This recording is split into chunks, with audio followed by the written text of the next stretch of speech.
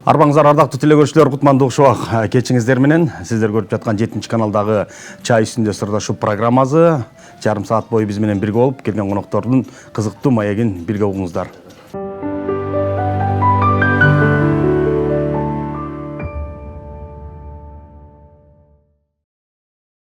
Урматтуу телекөрүүчүлөр, мына ушул телекөпүрө аркылуу биз аркылуу маданият тармагында өз эмгегин, өз салымын кошуп жүргөн мыкты инсандарды чакырып алар менен маек курабыз. Жана ошондой эле алардын чыгармачылыктагы болуп жаткан эмгектери, алардын жасап жаткан иштери боюнча кененирээк баарлашабыз. Бүгүн да мына ошондой бизге таланттуу инсандар, таланттуу коноктор келип отурат. Ким десеңиздер, бир эмес эки Айбек. Бирөө Кыргыз Республикасынын эмгек сиңирген артисти Айбек Карымов агайыбыз болсо, ал эми бирөө мына ошол Айбек агайыбыздын шакирти Айбек Райымбаев бүгүн биздин куттуу студиянын кадырлуу коноктору. Кош келиңиздер. Айбектерге мен бүгүн барыңыздар бирден карап турасыздар. Агай келиңиз эми. Ада кенде биздин көрүүчүлөр менен амандашып, учурашып анан кеп баштайлык. Саламатсыздарбы, ардактуу телекөрүүчүлөр. 7 каналдын жебос 7 канал аркылуу сиздер менен кайрадан түз эфирде көрүшүп турганыбызга миң мәртебе Кудайга ыраазымын. Биринчиден, анан экинчиден сиздерге ыраазыбыз. Чакырып койгондоң. Айбекке. Арбаңыздар, жалпы 7 каналдын көрөрмандары, жакшы тилек, жакшы ниет менен мына ошо 7 каналга сиздерге түз эфирге келип отурабыз. Барыңыздарга ден соолук, ийгиликтер болсун. Жакшы, Айбек байкем. Жакын күндөрдөн баштап, эмнени айтасың? Жакынкы күндөрдөн баштап мына экөөңүздөр ээрчишип калдыңыздар, чогурдап калдыңыздар. Качантан бери таанышып болуп, качантан бери ушу иштешип баштадыңыздар? Бул мындай жөнөкөй эле.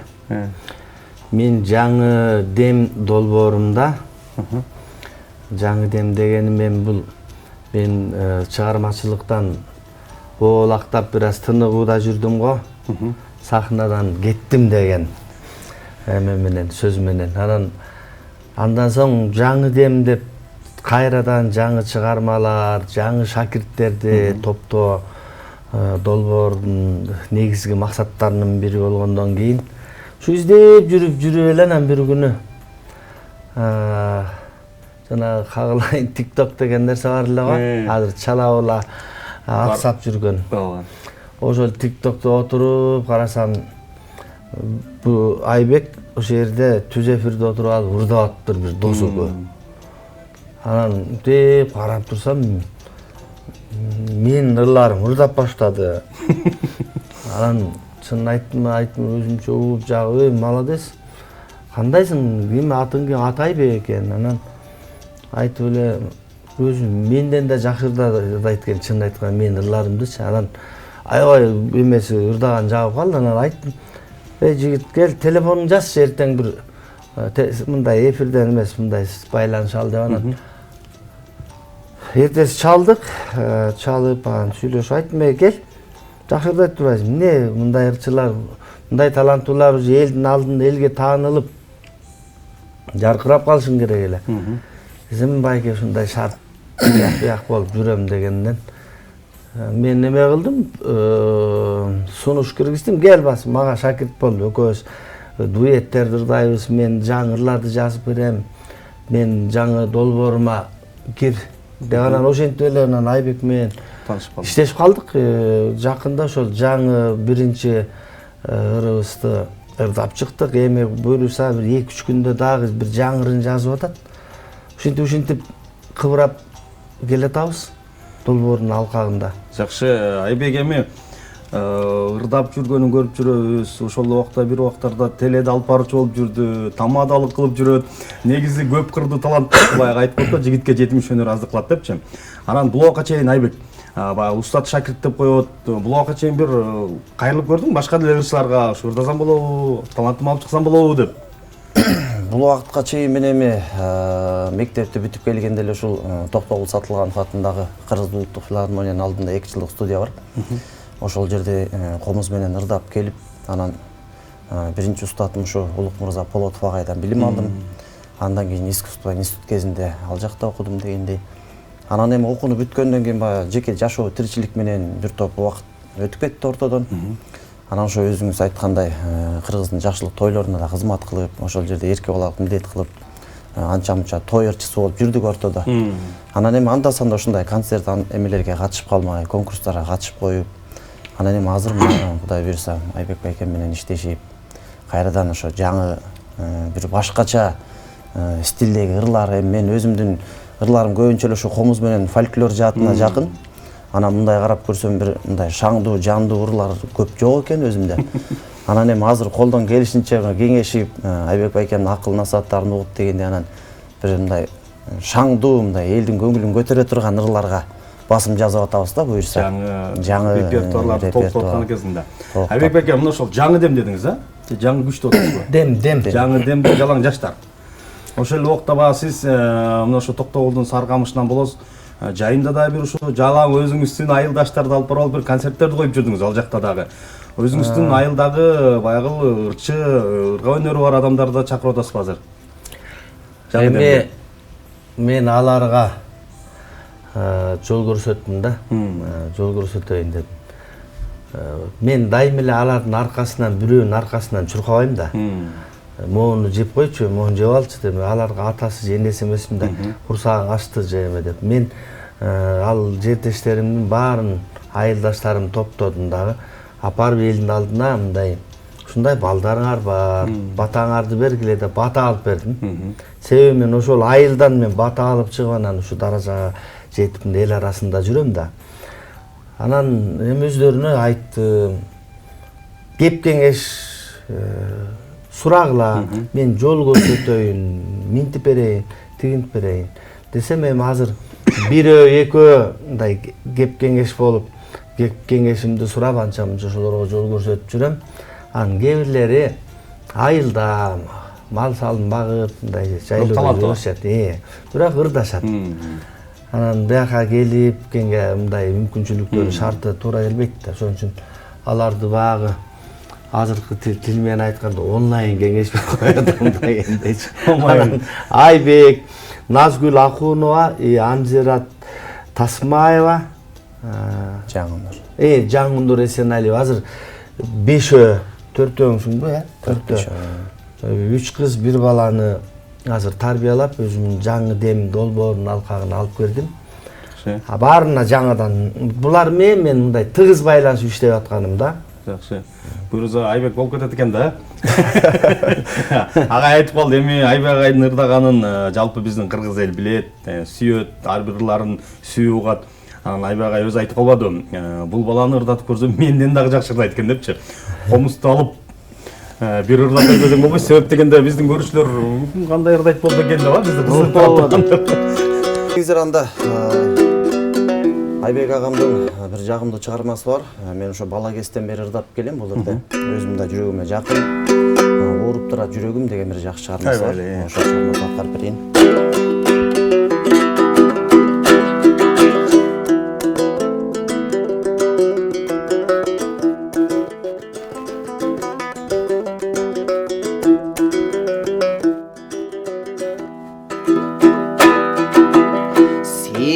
Таштап учуп кетсем куш болуп, талайыма ушул тагдыр туш болуп.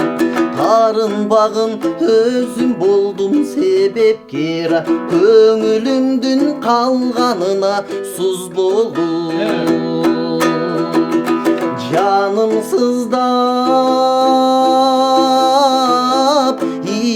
ооруп турат жүрөгүм, жалгыздыктан абдан жадап жүдөдүм. Жакыныңдан айрылууда бат белем, күтүп жүрөм үзүлбөстөн күйдөрүм. Көздөрүмдө турган жашым термелип, көкүрөктө калар балким сыр болуп. Көрө билип көңүлүңдө туя жүрө, кайтып келем сага жакшы ыр болуп. Жаным сыздап, ооруп турат жүрөгүм, жалгыздыкта ырдыздыктан абдан жадап жүдөдүм. Жакыныңдан айрылууда бат белема, күтүп жүрөм үзүлбөстөн күйдөрүм.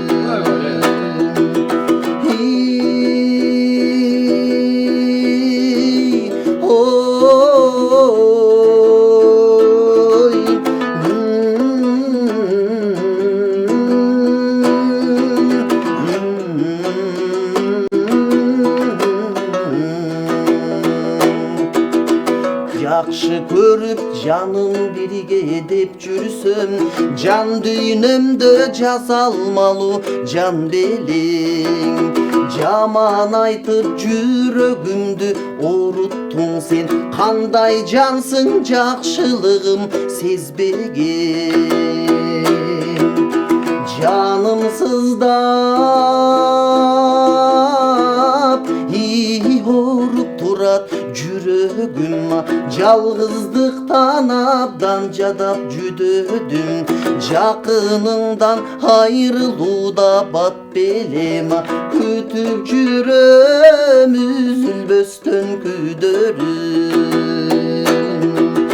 Жакыныңдан айрылууда бат белема, күтүп жүрөм үзүлбөстөн күйдөрүм. Жаным сыздап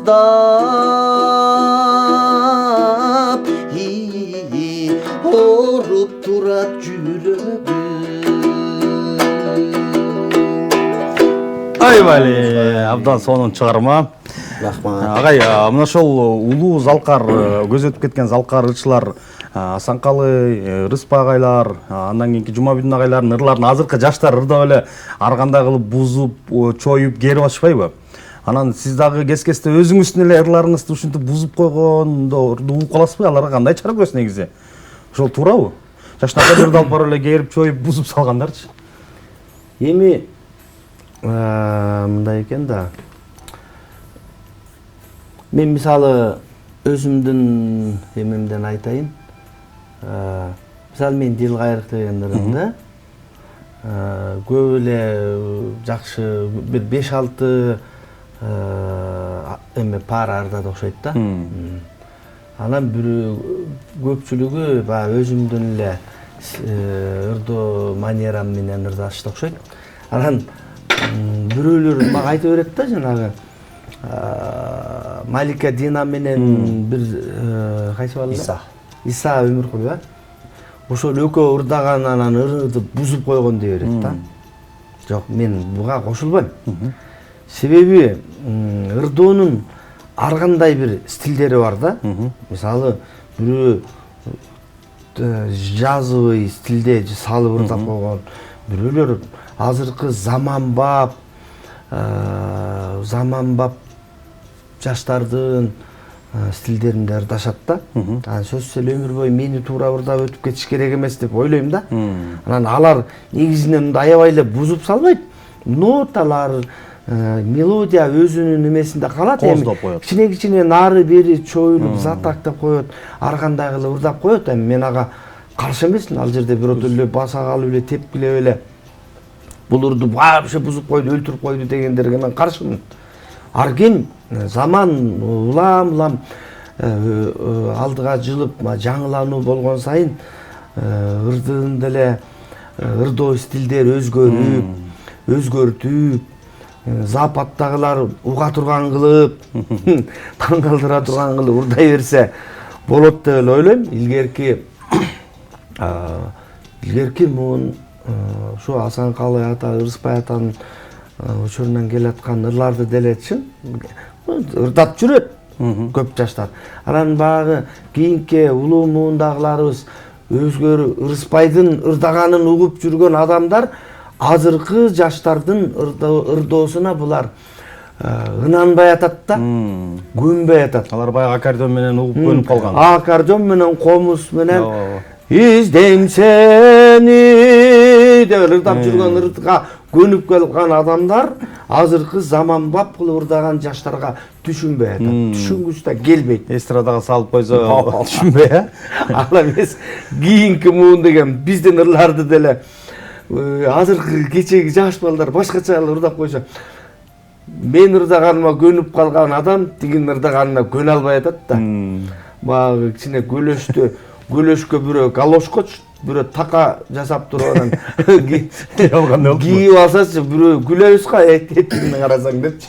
Ошол сыяктуу кылып койгон болуш керек. Сиздин бул көз карашы туура эле экен да. Туура эле. Бизди көрүп жаткан телекөрүүчүлөр Айбек байкенин ырларын көбүрөөк ырдап чыгып экен да. Айбек, айтсам кечеги жакында ошол жаңы клип чыкты.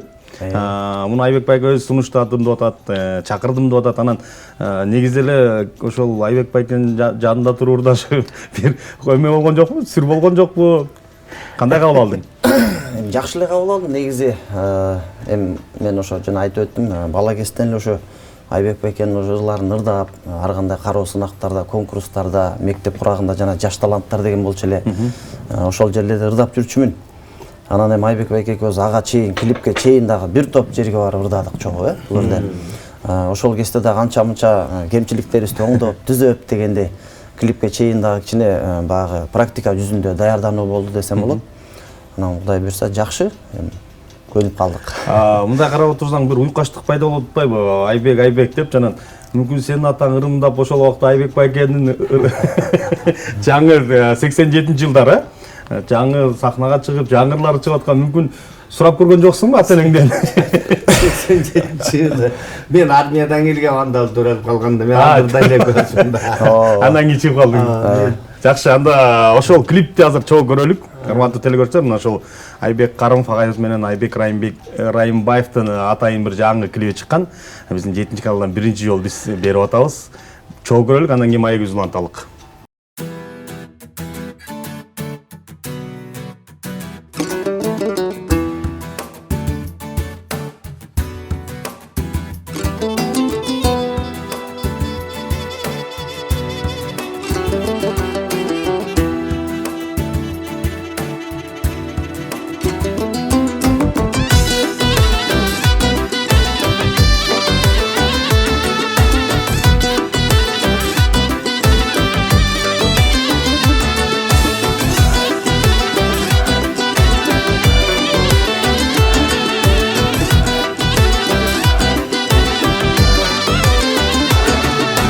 Жаркырап көктөн күн тийип, жарокер сүйүп күрсүйүп, жашайлы достор жашайлы да туйлатып тулпарат мени. Жашайлы достор жашайлы да туйлатып тулпарат мени. Жакшылар менен достошуп, жакшы жар күтүп баш кошуп, жашайлы достор жашайлы да жашоодон кетпей коштошуп.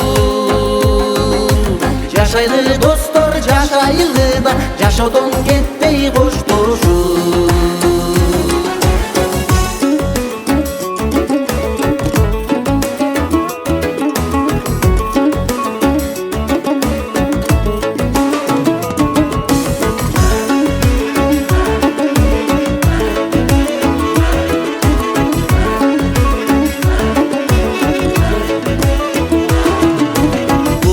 Көрүп акканын, булуттун көрүп аппагын. Жашайлы достор жашайлы да атанын көрүп акканын. Жашайлы достор жашайлы да атаңдын көрүп акканын. Жаркын бир жазып көңүлдүн, жаркып бир жашап төгүлүгүн. Керемет өмүр сүрөлү да кемесин айдап өмүрдүн. Керемет өмүр сүрөлү да кемесин айдап өмүрдүн. Жашайлы достор жашайлы да атанын көрүп акканын. Жашайлы достор жашайлы айылыда Ақтаңдың көрі батқаны Керемет өмір сүреді да Кемесін айдап өмірді Кемесін айдап өмірді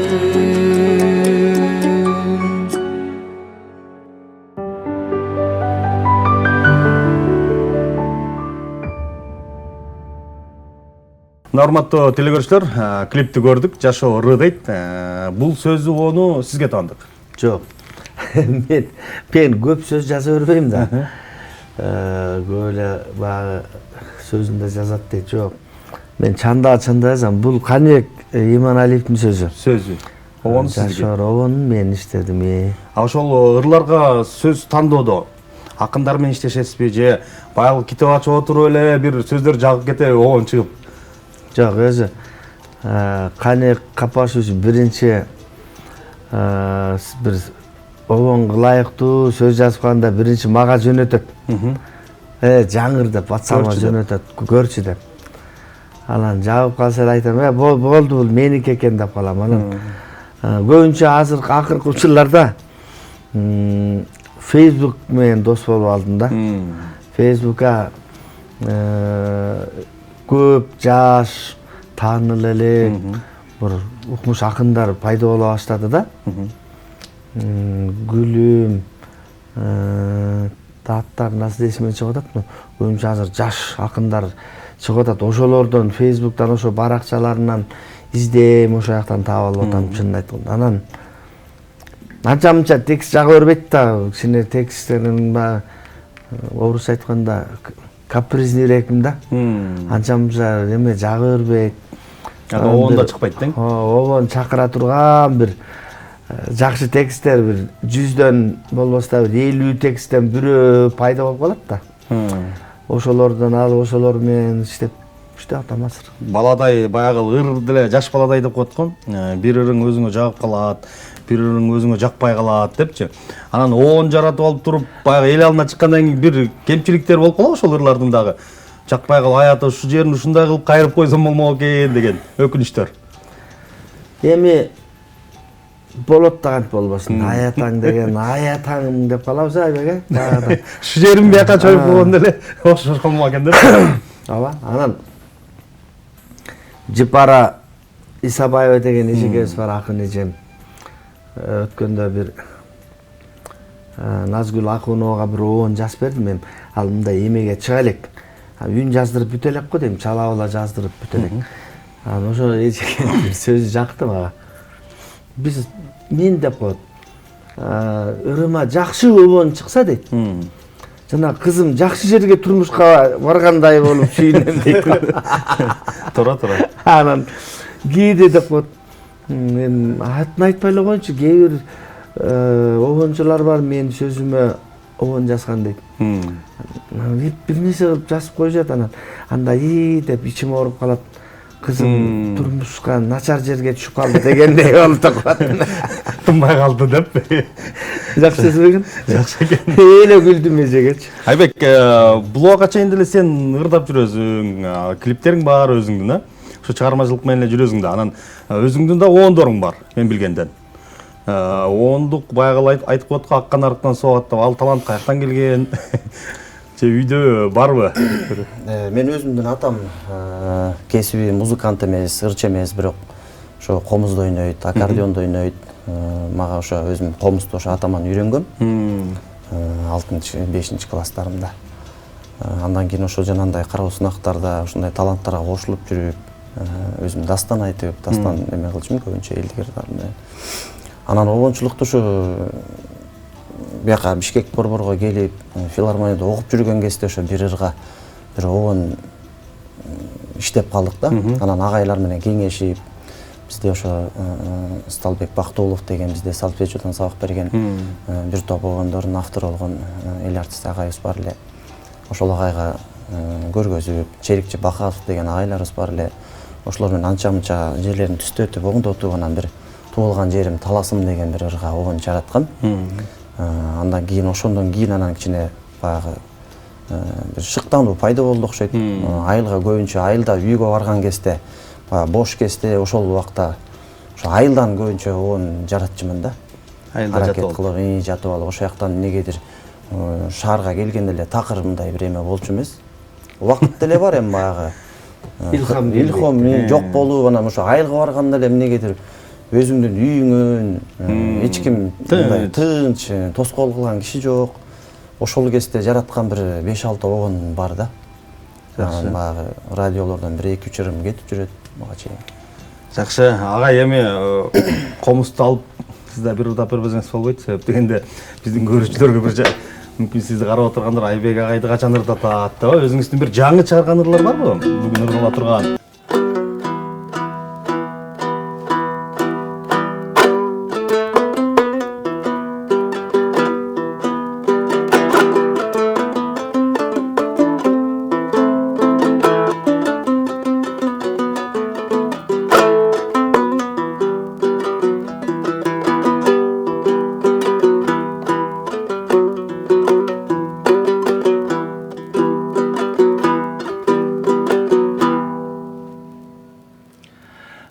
Atam ayılım,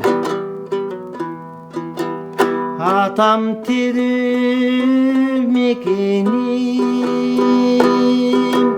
atam tarık, atam menin gecegim. Ulum degen sözüңүзгө татыктуу. Болуш үчүн жашап өмүр кечемин. Атам айылым, атам менин кечегим.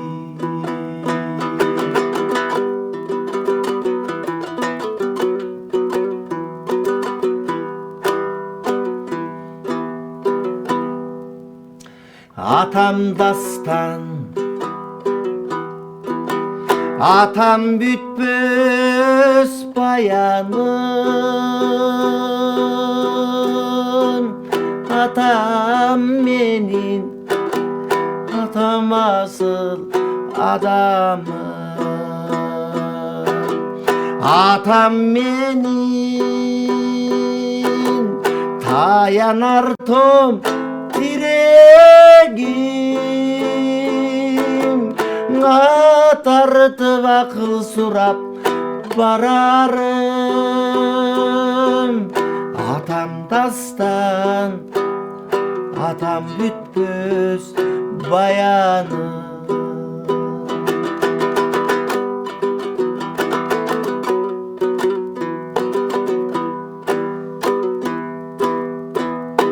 Atam uzak yaşasa ken ömürde degen tilek ırdap turat gömülde. At götörgüz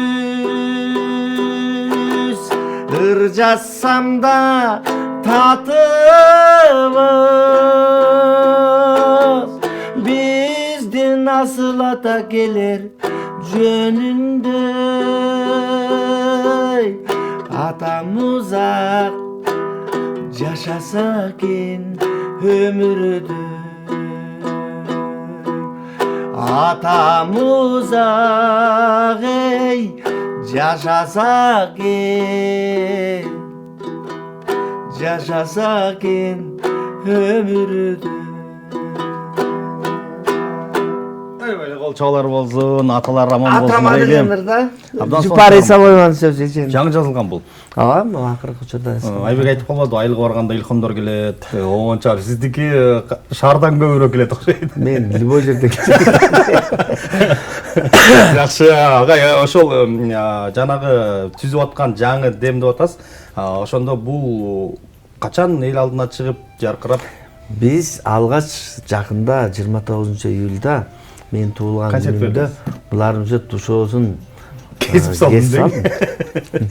Жаңы дем долбоорунун ырчылары менен бир сыйра бирден, экиден жазылган ырлар менен элге көрсөт. Азыр Теледен да кетти ал концертибиз. Эми Кудай буйруса, ким билет, жаңы жылдын алдындабы же жазындабы бир отчет концерт беребиз. Муну кыйратып салдык, мынтип койдук деп ага чейин иштейбиз. Ага чейин баягы биздин көрүүчүлөр баягы Кыргызстандын 7 дубанынан көрүп турат да. Анан ошол региондорду, аймактарды кыдырып да концерт коюу пландар барбы? Ошко барып, райондорго барып дегендей. Мындайбы? Азыр убакыт жокпу? Жок, азыр өзү жашоодо деле дыйкандай болот да, ырчылар, обончулар делечи. Жазында эктиңби, күзүндө бир мезгилде баарын топтоп чогултуп аласың го. Ошол сыяктуу эле азыр биз эгинди эгип атабыз. Эмараң эгип атабыз. Эгип атабыз. Элдер азыр угуп атат.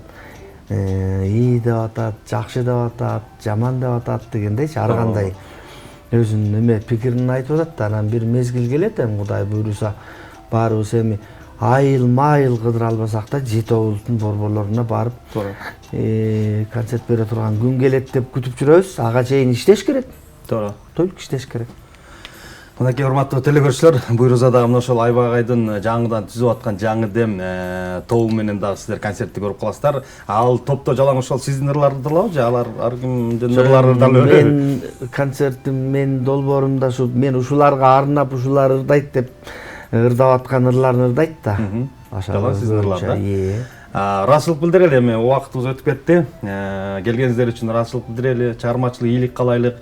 Ар дайым ушундай колуңуздардан комузуңуздар түшпөй, кыргыз эли үчүн бир жакшы чыгармаларды жаратып, анан жакшы таланттарды өзүңүз айткандай өстүрүп атыптырсыз. Ошо жакшы таланттардын дагы мөмөзүн бир күн тере турган күн келсин. Эркин микрофон берейин, анан эфирибизди жыйынтыктайлык. Рахмат. Ушу эл журтубузга ушу 7-канал аркылуу өлкөбүзгө өнүгүүнү каалайбыз, элибизге ыймандуулук, тынччылык каалайбыз. Кудайга шүгүр, азыр элдин баары деле айтып атат, эми өлкөбүз өнүгүп келатат. Аны биз өз көзүбүздүн алдында, көз алдыбызда өнүгүп келатат десем мен жаңылышпайм. Келиңиздер, ушул өнүгүүнү колдоп турсак, биз дагы канча жылдардын ичинде биз алдыңкы мамлекеттердин алдына катарына кошулууну каалайм. Буйруза. Рахмат, мен да ошол тилектерге кошулам. Ар дайым элибиз эсен, журтубуз аман болсун. Чырдан алыс болуп, ырга жакын болуңуздар демекчимин. Жалпы 7-каналдын жамаатына терең ыраазычылык, бар болуңуздар. Рахмат. Айтат экен, ырчыларсын ыр болот, ырдап келген жерине ырыс менен кут конот деп. Ар дайым биз ушул студиябызга сиздерди күтөбүз. Ар дайым чыгармачылыкта жаңылыктар болсо келип туруңуздар. Урматтуу телекөрүүчүлөр, бүгүн биздин чай үстүнө сырлашуу программасында конокто Кыргыз Республикасынын эмгек сиңирген артист Айбек Карымов агайыбыз жана ошондой эле анын шакирти десек болот, таланттуу ырчы жигит Айбек Райымбаев болду. Ал эми сиздер менен коштошобуз. Биздин мына ушул берүүнү биздин 7-каналдан жана ошондой эле YouTube каналыбыздан, 7-каналдын Facebook, Instagram баракчаларынан да көрсөңүздөр болот. Кийинки эфирден көрүшкөнчө аман туруп бар болуңуздар.